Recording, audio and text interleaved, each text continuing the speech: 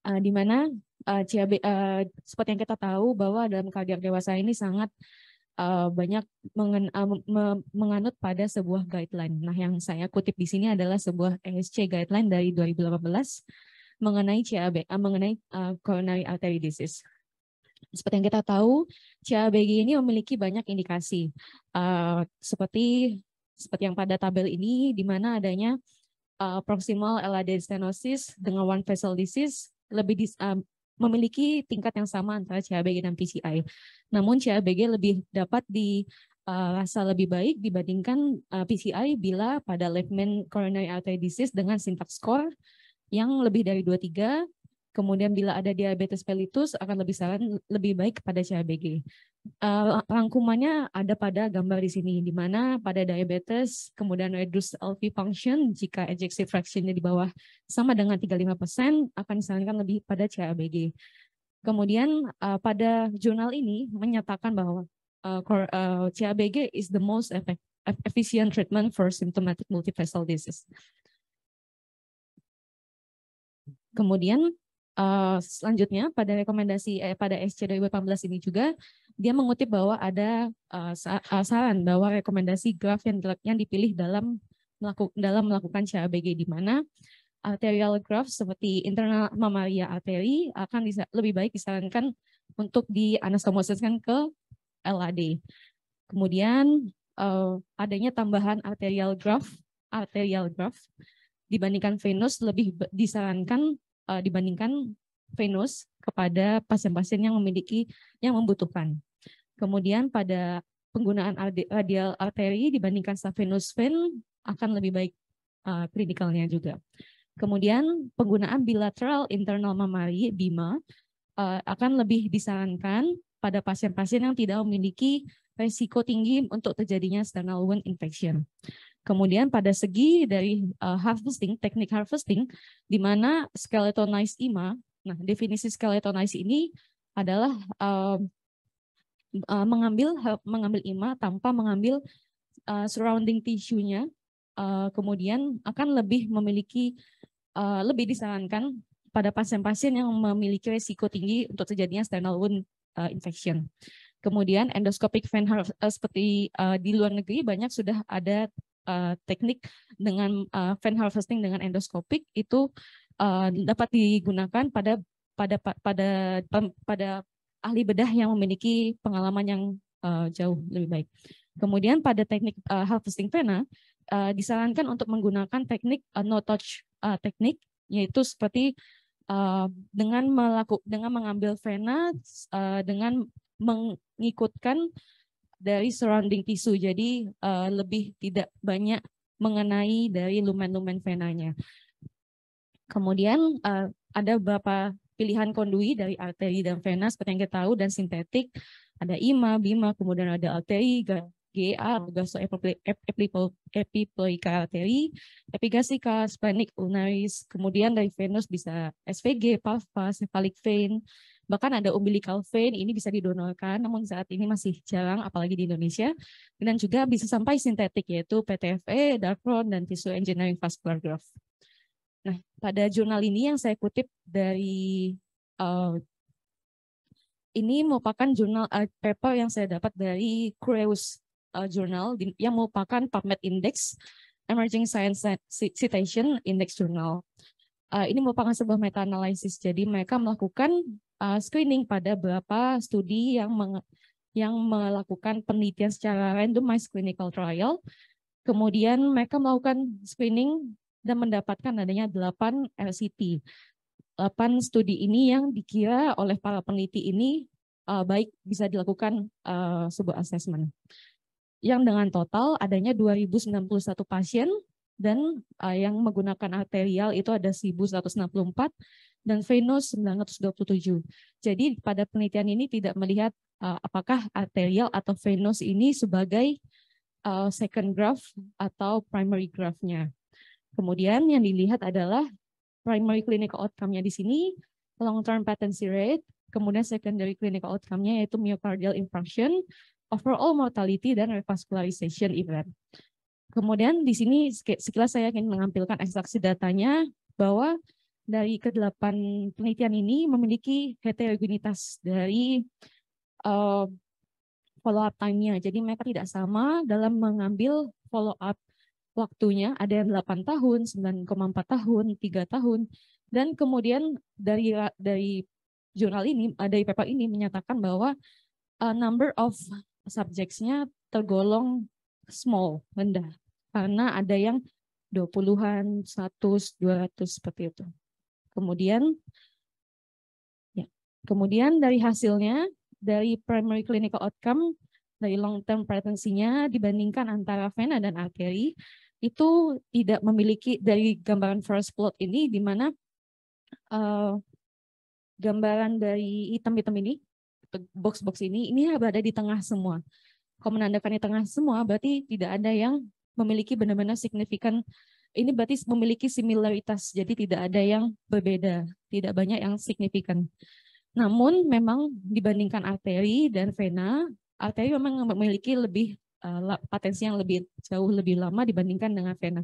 Namun jika dianalisis dengan statistik tidak memiliki signifikansi, jadi P-nya hanya 0,344. Kemudian dari secondary clinical outcome-nya sama, dari overall mortality-nya, incidence dari myocardial infarction post perioperatif, kemudian intervention-nya juga memiliki P yang tidak signifikan. Namun arteri lebih baik dibandingkan dari vena. Nah, kita masuk pada discussion di mana ini akan mengutip adanya sebuah sejarah dari CABG, yaitu CABG awalnya mulai di tahun 1960 yang dilakukan oleh Bapak Favolo yang merupakan the father of bypass surgery. Dia menggunakan pertama kali dengan saphenous vein untuk melakukan CABG. Kemudian pada tahun 1964, Bapak Kolesov ini pertama kali melaporkan adanya keberhasilan dengan menggunakan internal mammary artery dalam CABG.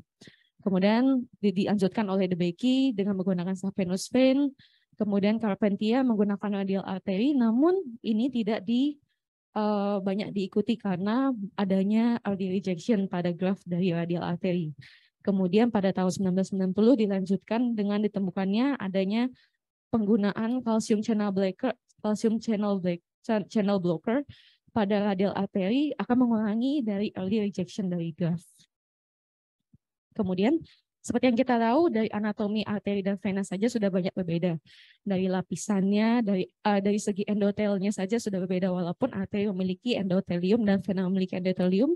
Namun dari kualitas dari arteri dan vena ini berbeda, di mana arteri lebih banyak memproduksi NO, nitric oxide, yang seperti kita tahu lebih memiliki lebih banyak dibandingkan vena. Jadi nitric oxide dibandingkan arteri dan vena lebih banyak pada arteri. Kemudian tunika medianya lebih tebal dibandingkan vena, dan hal itu mempengaruhi dari segi potensi dari sebuah vena dan vena dan arteri. Kemudian pada jurnal ini menyatakan bahwa adanya sebuah penelitian yang dilakukan Atanasio et al. Ini dengan follow-up 5 tahun menyatakan bahwa adanya penurunan dari oklusi sebuah graft yang dengan menggunakan radial arteri dibandingkan vena.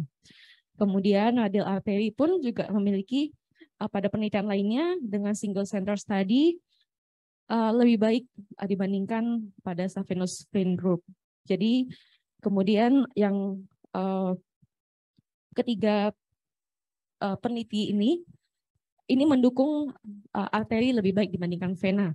Seperti yang kita tahu, ini saya kutip dari sebuah jurnal lainnya, menyimpulkan adanya arteri ini lebih memiliki high patency, kemudian lebih rendahnya vascular smooth muscle cell proliferasi, diferensiasi dan migrasinya lebih rendah, kemudian endoteliumnya ini lebih tidak respon lebih tahan terhadap adanya sebuah kerusakan, kemudian lebih memiliki produksi nitric oxide yang seperti saya sebutkan, sehingga lebih resisten terhadap aterosklerosis. Kemudian pada jurnal ini menyebutkan adanya patency of the graft itu dibagi menjadi 3, yaitu ada early patency rate di bawah 6 bulan, kemudian medium term 6-36 bulan, dan long term patency lebih dari 36 bulan. Nah, ini saya akan membahas beberapa yang mempengaruhi dari patency of the graft, yaitu pada jurnal ini menyebutkan adanya 2 dua faktor yang mempengaruhi dari patensi sebuah graf, yaitu biological properties dan resistant to the atherosclerosis. Sudah seperti yang saya sebutkan tadi bahwa arteri memang memiliki keunggulan dibandingkan vena karena dia memiliki compensatory mechanism seperti endothelial cells-nya ini lebih banyak menghasilkan nitric oxide dan prostaglandin, sehingga jika adanya high pressure pada arteri kondui, dia akan lebih melakukan respon lebih baik dibandingkan pada vena, sehingga akan mempertahankan patensi dari sebuah graf yang terbentuk dari arteri ini. Kemudian adanya faktor intrinsik lainnya, ini seperti internal mammary artery ini memiliki lamina yang lebih elastis dan tidak fenestrated. Nah, apa itu tidak fenestrated? Nah, jika pada lamina yang tidak fenestrated itu dia akan lebih tidak berpotensi untuk adanya migrasi atau proliferasi dari vascular smooth muscle, sehingga hiperplasia intima akan lebih jarang terjadi pada internal mammalia dibandingkan arteri radialis yang memiliki bentuk lamina elastis yang fenestrated. SVG juga yang fenestrated, seperti itu. Kemudian IMA ini memiliki adaptasi terhadap aliran yang lebih baik. Kemudian pada SVG dia lebih tidak mudah spasme, lebih kurang tahan terhadap trombosis dan atherosclerosis. Nah, ini yang saya kutip dari sebuah jurnal lainnya untuk mendukung diskusi kita. Jadi dari segi diameter, IMA ini lebih cenderung similar dengan coronary artery dibandingkan SVG yang besar 3,1 sampai 8,5 mm. Radialis arteri pun juga 2 sampai 3 mm dan gastoepiploika ini lebih besar juga. Nah, kemudian dari segi propertiesnya, di mana dia IMA ini lebih rendah proliferasi selnya, diferensiasi rate-nya juga lebih rendah dibandingkan SVG, di mana SVG ini memiliki proliferasi yang lebih tinggi, diferensiasi rate yang lebih tinggi. Kemudian dari kolagen kontennya pun itu juga lebih rendah dibandingkan yang SPG. Kemudian di sini ada proteoglican konten, di mana IMA ini memiliki rich in heparan sulfate, jadi dia lebih bisa memiliki antithrombotic, antikoagulan. Kemudian SPG juga. Nah, di sini adanya dermatan sulfat dan versikan dan beglikan dan leukoin. Apa sih ini sebenarnya? Nah, ini ditemukan pada pembuluh darah yang mengalami atherosclerosis. Jadi SVG ini tinggi akan ini. Jadi lebih berpotensi untuk terjadi atherosclerosis. Kemudian pada mechanical properties di mana flow, ini pada IMA dia akan lebih jarang adanya turbulent flow dan dia tidak ada adaptive remodeling. Beda dengan SVG karena dia ini memiliki adaptive remodeling, di mana seperti kita tahu SVG yang terkena dengan high pressure flow, dia akan mengalami arterialisasi dan sehingga terjadi hiperplasia intima tadi. Kemudian ini kemudian yang selanjutnya vasospasma reactivity. Seperti yang kita tahu tadi, IMA, SVG dan RA dan radialis arteri ini, IMA jelas memiliki vasoreactivity yang lebih rendah. Namun sekarang ingin saya bandingkan dengan arteri dan arteri, yaitu radialis dengan IMA. Radialis ini memiliki vasoreactivity yang lebih besar dibandingkan IMA. Kenapa? Karena dia memiliki reseptor yang lebih kuat terhadap sebuah kontraksi dibandingkan dari IMA. Dia juga lebih respon terhadap angiotensin 2. Kemudian jadi reseptornya di sini itu lebih peka terhadap sebuah mediator untuk terjadinya vasokonstriksi dibandingkan IMA. Hal ini yang menyebabkan kenapa keunggulan patensi dari IMA dibandingkan RA lebih baik pada IMA, seperti itu.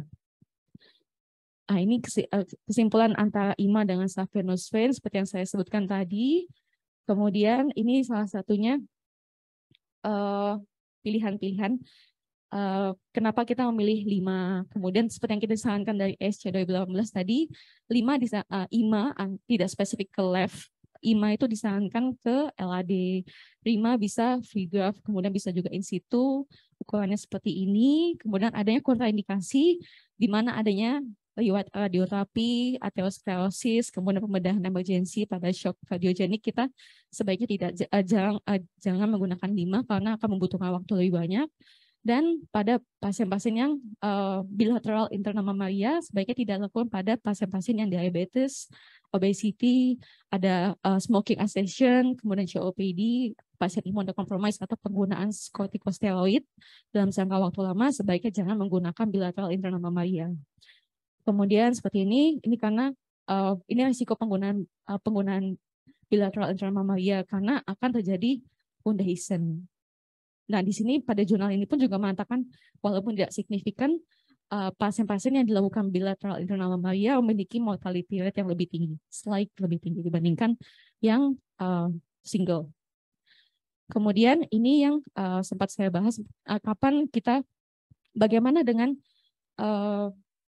kombinasi antara penggunaan graft arteri dan venous. Misal kita pada penelitian ini yang saya kutip dari AHA, di mana first graft-nya itu dengan dengan IMA ke LAD, dan second graft-nya itu bisa arteri, bisa venous.